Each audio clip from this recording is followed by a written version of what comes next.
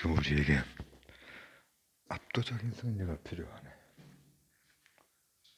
정군, 출정하라.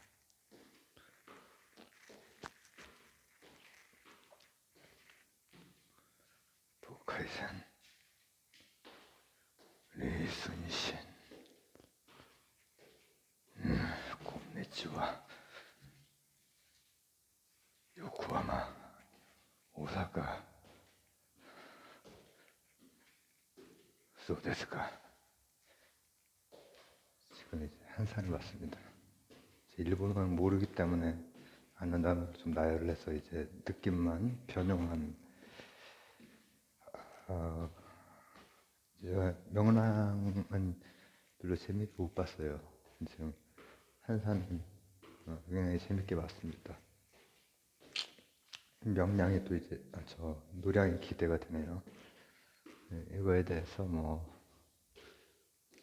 시청감 이런 거를 또 남겨볼까 합니다.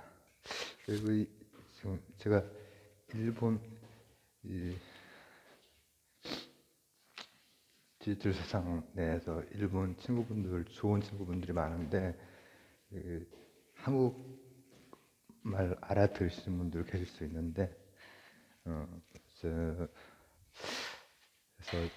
조심스러운 것도 있어요. 근데 제가 얘기하려고 하는 것은 영화 평이자 역사 얘기 이런 것이고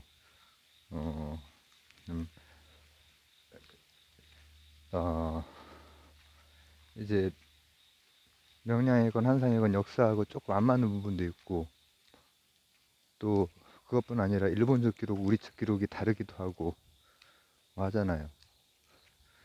중국식 기록 이런 것까지 다 이제 합산해서 저는 이제 좀 얘기를 할 거고 그런 부분 좀 이해해 주셨으면 하는 생각이 듭니다.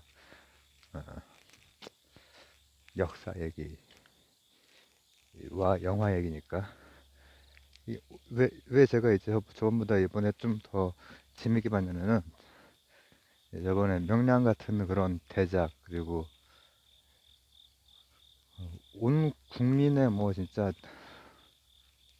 너무 많은 국민이 보고 여러 번 보신 분들도 많이 있을 거고 한데 그 명량은 영화로서의 재미는 덜했어요. 왜냐면은 그 거대함에 비해서 스토리 내에 자잘거리는 오글거림이 조금 저는 이제 개인적으로 그런 게 느껴져가지고 근데 이번에도 역시 특정 인물 이제 그 뭐라고 하면 좋을까 이제 스파이가 나오긴 하지만은 이번에는 그런 게 굉장히 자제돼서 그 마지막 씬에서 명량에서 막 그 몇 명 동네 사람들이 막 이렇게 하는 그 모습이 이제 크나큰 감동보다는 좀 오글거림으로 이제 좀 다가온 면이 있는데 오늘 이제 내가 지금 한산이죠. 한산 같은 경우에는 그런 부분이 좀 깔끔하게 처리가 됐고 재밌게 봤어요. 이제 거북선 부분이라든지 그리고 이제 알고 보니까는 조진웅이 젊었을 때 잘생겼네. 변요한이 이제 그 역을 맡았죠. 와카자키 역을. 이게 앞쪽에 말했던 그 이순신 그리고 조시사츠마 서군 쪽 얘기를 하려고 한 거였는데 어쨌든 그거랑도 이제 다 있는 문제인데 이제 와카자키 같은 경우에는 실제로 역사적으로 한산뿐 아니라 그 앞쪽에도 용인전투 거기 나오잖아요. 그것도 다 기록에 남아 있는 거고 그 이후에도 명량에도 등장하잖아요. 이제 겉모르는 해적 출신 애들이 그 하려고 할 때 리순신 하면서 쫄잖아요. 그때는 복화의선도 없는데 한 척이 사실 싸운 건데 한 척에 쫄아가지고 덜덜덜 떠는 게 이제.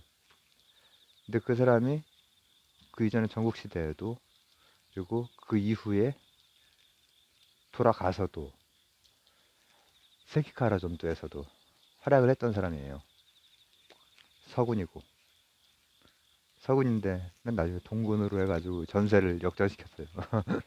그럼 나쁜 놈이냐? 거기는 그게 아니라니까요. 거기는 우리나라 조선하고 내가 이번 그 영화를 보면서 이번 영화를 재밌게 본 것 중에 하나는 명량에도 그게 나오죠. 아들이 이렇게 할 때 의, 의 때문이다. 그랬더니 무슨 선조 같은 좀 쪼다 같은 그런 무슨 의냐 했더니 의라고 하는 것이 왕에 대한 의, 주군에 대한 의는 그 바탕이 맹자 얘기를 하는 거, 그죠. 바탕이 다른 데 있는 게 아니라 민에게 있다라는 거죠. 그리고 난 항해 얘기는 이제 그 노량에서 나온 줄 알았는데 이번에 항해가 어쨌든 이게 거대한 스케일에서 한 사람 한 사람의 뭐 이야기를 이렇게 풀어가려고 할 때 문제가 뭐냐면은 갑자기 스케일이 확 줄어드는 그게 좀 있어가지고 명량은 그 느낌 심했고 한산은 그래도 재밌게 봤어요. 재밌게 봤는데 예, 항해가 이 다음 편에도 나올지 모르겠지만은 항해들이 활약이 대단했거든요. 항해가 한 사람 나오죠, 이게. 근데 그 사람이 의에 감복한 거잖아요. 의와 불의 싸움이다. 라고 하는 거. 근데 이제 그거를 이제 저는 어떻게 해석을 하냐면은 일본은 근대에서 현대로 이제 메이지 유신 거치고 하면서 일본은 자신들이 이제 제국주의 들어서고 이렇게 하면서 어, 유럽의 역사와 같이 중세 봉건 이런 걸 다 거치고 괴를 같이 했다. 뭐 이렇게 얘기를 하죠. 이제 우리나라에서도 이제 뭐라고 하면 좋을까? 이제 마르크스 영향을 받으신 그런 그때 당시에는 사회주의 쪽에 일제 시대라든지 많았으니까 그러면 이제 자본주의 명화론도 이제 그거에 대응해서 나오고 했는데 저는 어떻게 생각을 하냐면은 제가 뭐 역사 이런 걸 전문가는 아니지만은 뭐 일종의 덕후 비슷하게 이제 좋아는 하는데 저는 일본은 봉건제를 거친 게 아니라 아직도 봉건제예요. 아직도 그때도 그렇고 몇 군, 6군인가가 1, 2, 3, 4, 5, 6 막 이렇게 할 때 6군인가가 나 안 간다고 하잖아요. 그리고 그 온 다른 군 이제 한 열 몇 개인가가 출전을 했는데 일본에서 거기에서 지들끼리 뭐 배신하고 하잖아요. 그게 아무렇지 않아요. 그러니까는 와카자키가 나중에 그 스키카라 전투에서 갑자기 동군이 돼버리거든요. 평생 서군이었는데 동군이 돼버리는데 그게 아무렇지도 않은 거예요. 얘네들한테는. 왜냐? 말이 일본이라고 해서 뭐 거의 뭐 1000년 정도 그때 당시로 아 1000년까지는 아니겠구나. 하여튼 그렇게 일본이란 말이 몇백 년간 있었지만은 사무라이들을 세상에 왔으니까. 근데 우리나라는 조선이었고 중앙 집권권이었으니까 우리나라는 고려 왕건 때가 이제 속현, 속현이 주로 많았던, 속현이 더 많았던 봉건제국 거기 다 그 지방 성주들이 했던 그거고 그 이후에 조선은 중앙 집권이고 의라고 하는 말이 그래도 설득력이 있을 만한 질서가 있는데, 이순신 장군이 이제 왜 일본 거기에 대해서 그놈들에 대해서 막 이렇게 이제 일본분들도 들으실 수 있겠지만은 그 얘기하는 거 보면은 굉장히 막 절레절레 하잖아요. 이게 뭐냐면 얘네들은 진짜 의의가 없어. 뭐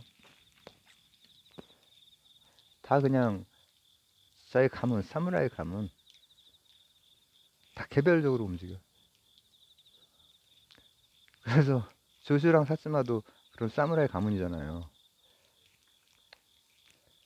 근데 걔네들도 2차 대전 때, 아니 그렇죠. 2차 대전 때 육군이랑 해군이 따로따로 움직였어요. 손도 잡고 싸우기도 하고, 손도 잡고 싸우기도 하고, 철천지 원수이기도 하면서 또 같이 이렇게 하는 그 애들인데, 그 그리고 게다가 거기에서 사무라이가 이제 중심이 되기 때문에 그 사무라이들이 이 그냥 나중에 보고 그 위만주국 같은 경우에 지들이 그냥 한 거예요. 하급 장교들이. 그 모습이 지금 한산에도 그대로 나오잖아요.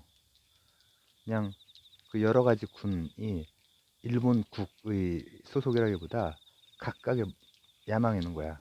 내가 천석군 만석군 하듯이 각각이 막 몇백만 석군 이렇게 그런 사무라이들도 있고 했거든요.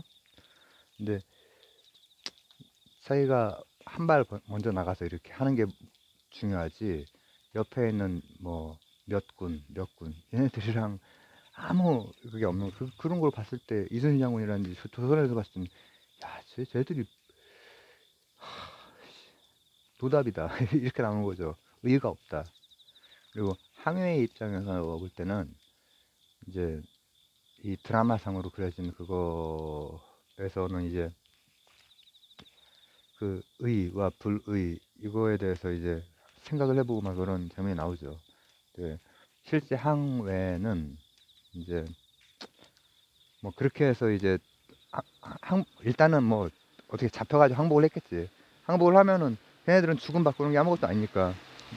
그리고 이제 거기 그려진 거랑은 좀 달리 항해에 대해서 조금 더 이제 어 조금 더 정보들을 뭐 책이나 이 인터넷을 통해서 알아보시면은 탄산에서 그려진 거와 같지만은 않습니다. 싸움은 되게 잘했고 실제로 항해를 해서 그 우리 쪽에 섰을 때 활약을 되게 많이 했는데, 뒤에 항해 대신에 우리나라 예, 그 군이 죽잖아요. 실제 역사는 그렇지 않습니다. 실제 역사는 음, 항해들을 이제 사람을 안 보는 거지 우리나라에서는.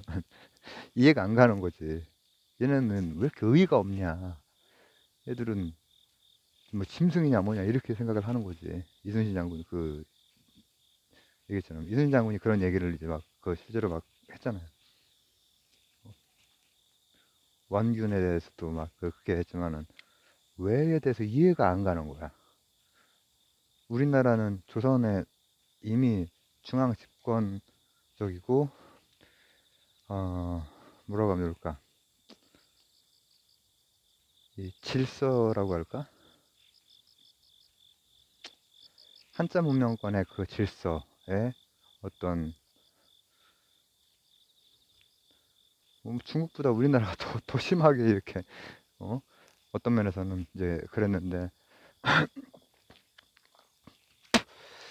이 일본 사무라이들 같은 경우에는 질서가 없어. 질서가 이 전국시대 자체가 하극상의 시대였고, 그 다음 악당의 시대였고, 악당, 악당, 악당들이, 악당은 원래 이제 뭐 그런 의미, 그 사무라이 자체를 말하는 건 아니었지만은 하극상의 시대란 말이죠. 학창 시대고 또 이게 음, 어떤 면에서는 걔네들은 이제 그게 이제 바깥에서 보기가 어렵잖아요. 걔네들이 100년 막 이상을 그렇게 살아왔으니까 살아왔고 그리고 이번에는 좀 그 저번보다 좋았던 게 저번에는 백병전 해가지고 우리가 막 잘하는 그런 장면이 나오는데 역사 기록이랑 좀 안 맞단 말이죠. 백병전을 피했어요. 백병전은 우리가 걔네보다 앞서는 게 그렇게 없으니까 지금도 국방력 이렇게 하면은 일본에 안 되겠지만은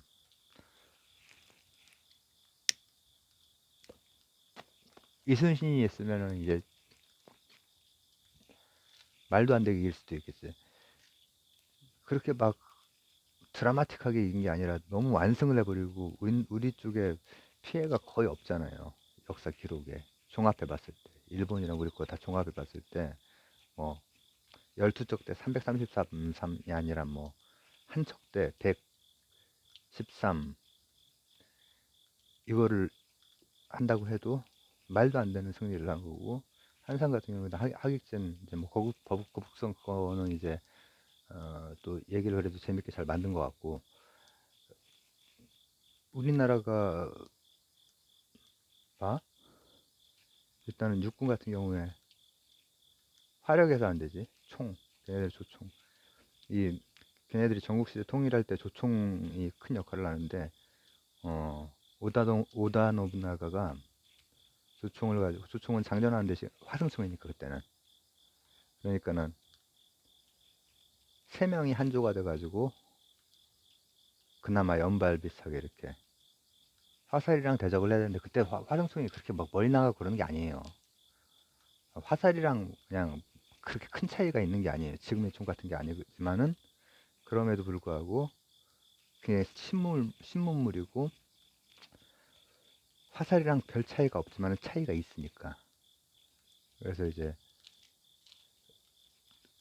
그 이번 거에 보면은 그 총 쏘는 애들이 이렇게 열 맞춰가지고 이렇게 하는 것도 나오고 우리나라도 뭐 포 가지고 이제 그걸 하긴 했지만은 근데 총에서 밀리 그리고 백병전 같은 경우에 우리나라가 의병들이 우리나라 6.25 때 왜 초반에 그렇게 처참하게 깨진 줄 아세요?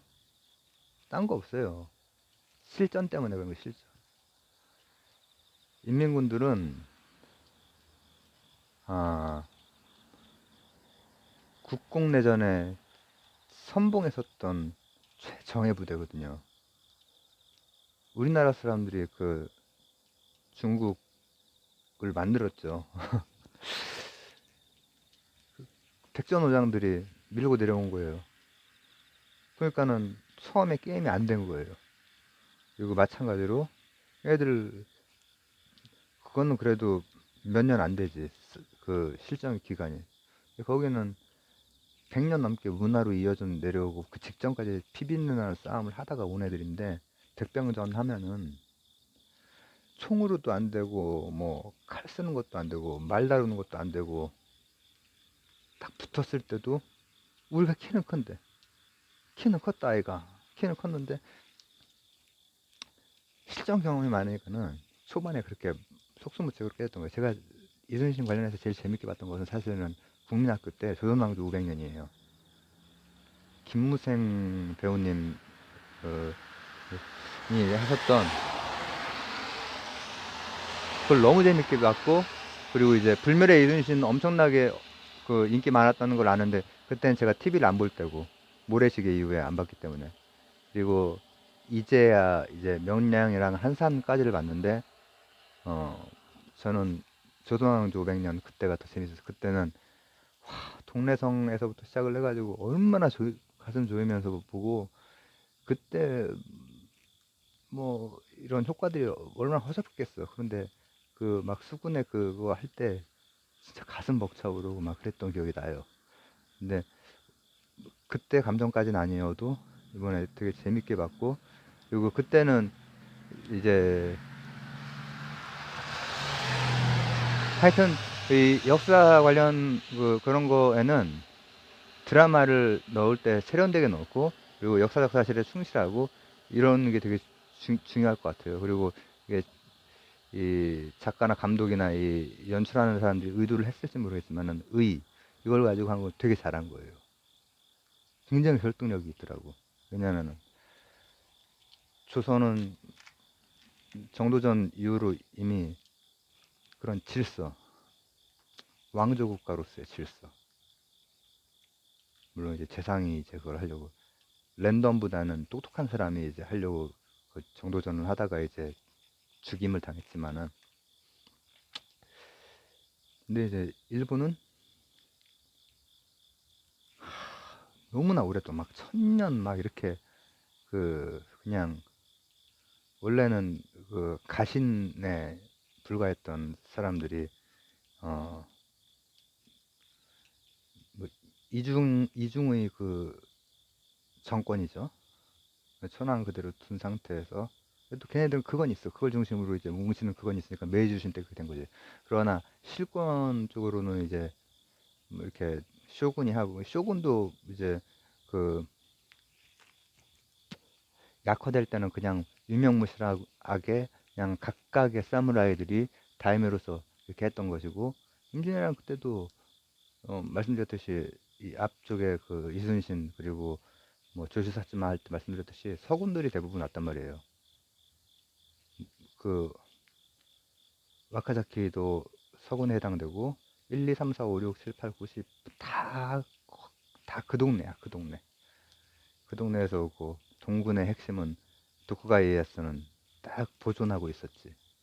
보존하고 있었지. 그래서 근데 거기는 봉건 사회였다가 의의를 모르는 거야.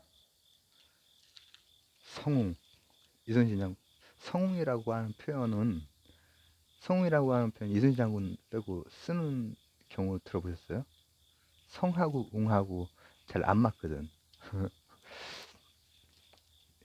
영웅호걸, 그리고 성군, 의성, 이런 거는 성자가 좀 근데 웅이면서 성웅은 이순신만 썼죠.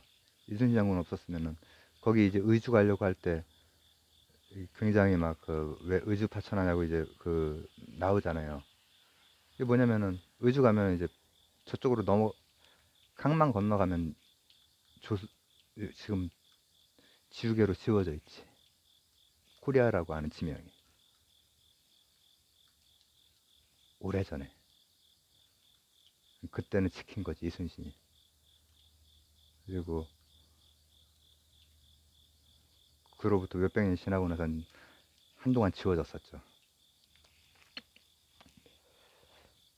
그래서 이거 보고 그냥 새벽에 그냥 남기는 겁니다. 남기는 건데, 제가 가장 인상 깊게 봤던 것은 어,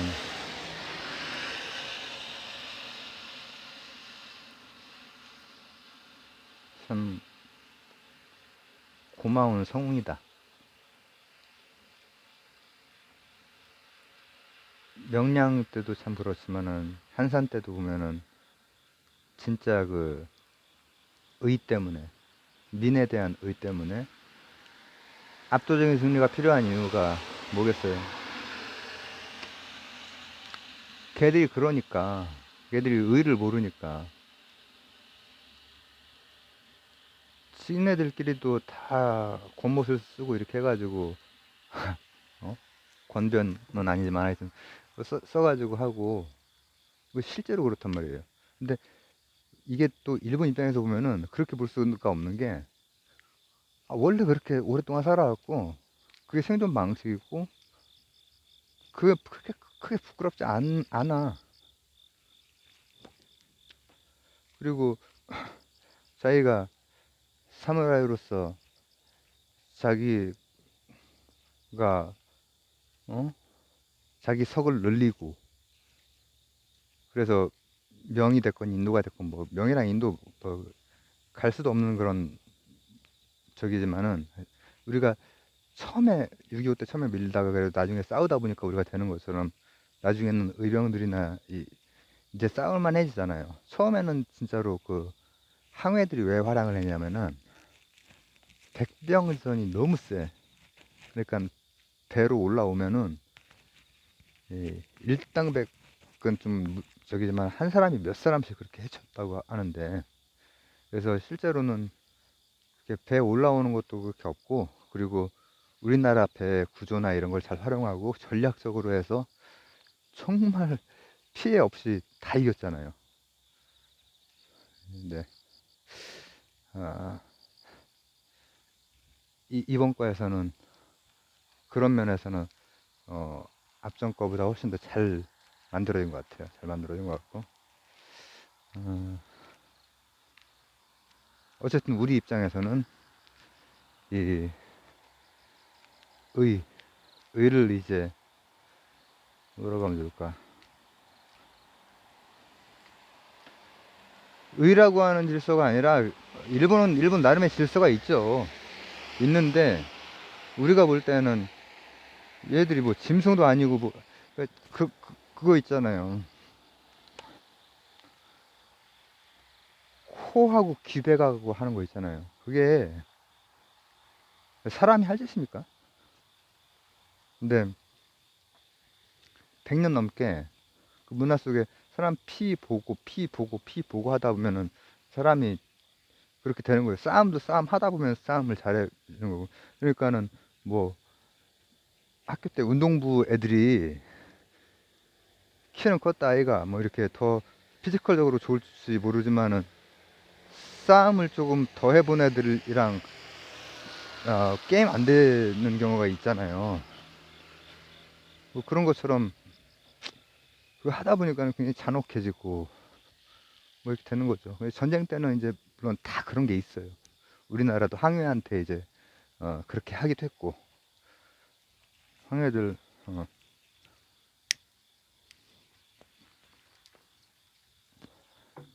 항해들은 어차피 잡혀가지고 아마 그랬겠지만은 실제로 그 지금 요 영화에서처럼 와 의라고 하는 거에 좀 감복했을 수 있지. 야 이 그 일본 여기랑 질서가 되게 다른데 이 질서가 좀 약간 멋있다. 약간 간지난다. 이렇게 생각했을 수 있지. 근데 예, 우리나라도 막 이제 싸우고 막 이렇게 막 할 때는 막 베트남 가서 나쁜 짓 많이 하고 했잖아요. 일본이 막 여기저기서 나쁜 짓을 우리나라에서도 하고 중국에서도 했지만은 중국도 다른 데에서는 나쁜 짓 많이 하고. 그러나 이제 전체적으로 봤을 때는 오랫동안 그 쌓여있던 그때 당시 일본 걔네들의 그거는 이제 굉장히 잔인하고 사람이 할 수 없는 짓이다. 불의다. 의가 없다. 그러나 어, 와카자키는 뭐 와카자키를 비롯해서 거기 나오는 임진왜란에 그 나오는 등장하는 그 장군들이 일본에서 되게 유명한 장군들이거든요. 다들 서쪽에 있는 유명한 장군들 다 온 거니까. 근데 뭐 그 사람들은 어, 그 사무라이적인 그런 관점에서는 괜찮게 그려집니다. 괜찮게 그려지고 또 실제로 거기 막 회상 장면 같은 게 나오잖아요. 용인 전투에 대한 거. 용인 전투에서 정말 말도 안 되는 대승을 거두잖아요. 아주 적은 인원으로 급습해서. 그리고 하객진을 뚫을 거에 대한 것도 전국시대에 자기가 싸웠던, 자기가 이제 이 경험한 그 하객진을 땅에서 뚫었던 거. 말발굽으로 밟으면 된다. 이런 것들. 그 사람 자체는 사무라이, 그 일본 문화의 평가로 사무라이로서는 아주 빼어난 그 무장이고, 그리고 의는 몰랐을지 모르지만 사무라이적인 질서나 이런 거에서는 벗어난 사람이라고 볼 수는 없죠. 그리고 이, 그 명량에서 이순신, 이순신 하면서 이렇게 이순신만 하면 막 경기를 일으켰던 그 사람이 그때 당시에는 이제 엄청나게 저돌적으로, 왜냐면은 자신감이 있으니까, 자신이 엄청난 전공을 세운 그게 있으니까, 그 진짜 그 다져진 애들 2,000명인가 가지고 이제 우리나라 그 저기를 핵심 그 부대를 그냥 다 아작을 내버리죠. 말이 또 줄줄줄 되네. 요약하면서 끝내겠습니다. 한산을 봤습니다. 어, 명량보다 재밌게 봤습니다. 명량보다, 예, 더 안쪽에 있는 드라마도 더 이렇게 괜찮았고, 그리고 실제로 가장 큰 싸움이죠. 임진왜란, 정유재란 이런 거 다 합했을 때 판세를 바꾸고, 일본이 이 풍신수길이가 이제 수군 그거 하지 마라 이렇게 하게 되는 계기가 되고, 보급로가 끊기면서 실제로 이제 소강 상태가 되게 되는 그런 계기가 되는데, 거기에서 이제 성웅 이순신에 대해서 다시 한번, 맨 마지막 명량에서 또 다시는 우리 쪽에, 한산 이후로 한산 앞바다가 한산해졌잖아요. 무서워서 못 오잖아. 그것처럼 맨 마지막 노량에서도 이제 아마 그런 게 나오겠죠. 다시는 조선으로 발길을 하지 못하게 하기 위해서. 대단한 분이죠. 대단한 분이죠. 의를 아는 분이죠. 선조에 대한 의가 아니라 민에 대한 의, 맹자의 그. 그리고 그런 게 뭐 이 드라마에서처럼 그 항유한테 진짜 와 간지나게 산다, 간지나는 생각이다 이렇게 됐을 수도 있고, 어, 그리고 이제 일본 사무라이들 입장에서 볼 때는 패기 넘치고, 또 이제 전력차가 너무 큰 상태고, 우리나라는 싸움을 안 해본 상태고, 실제 너무나 큰 전력차인데 어떻게 해군상으로는 이제 판옥선이라든지 이런 게 전략적으로 잘 쓰면 그렇게 대승을 할 수도 있는 뛰어난 그 성웅이 있었고, 나 이제 걔네들 입장에서는 각각의 욕심으로다. 각각 다그 다이묘로서 영지를 다 꿈꾼 거예요, 사실. 영지. 그러니까 나중에 심의겸 그 명나라 그 희대 사기꾼이 다 망쳐놓은 거거든요. 그 조약을. 그때도 남한 지역을 영지로 삼으려고 했죠. 그러니까 걔네들이 각각의 1, 2, 3, 4 다 각각이 다 지들 배신해가면서 어, 한 발짝 먼저 나가서 요충지를 차지하려고 했던 거예요. 다 영지에 대한 욕구가 있었던 거예요. 다 다이모들이기 때문에. 그래서 이제 그건 이제 그렇게 해석해 볼 수도 있다. 그러나 이제 조선의 입장에서 볼 때는 아무리 생각해도 저건 인간들이 아니다. 의를 모르는 놈들이다. 이렇게밖에 이순신 장군의 그 말씀이 너무 이해가 가는 거죠. 어떻게 저럴 수가 있나? 어? 뭐좀 주절절 또 이렇게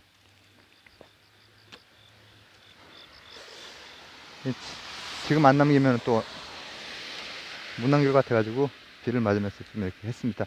감사합니다.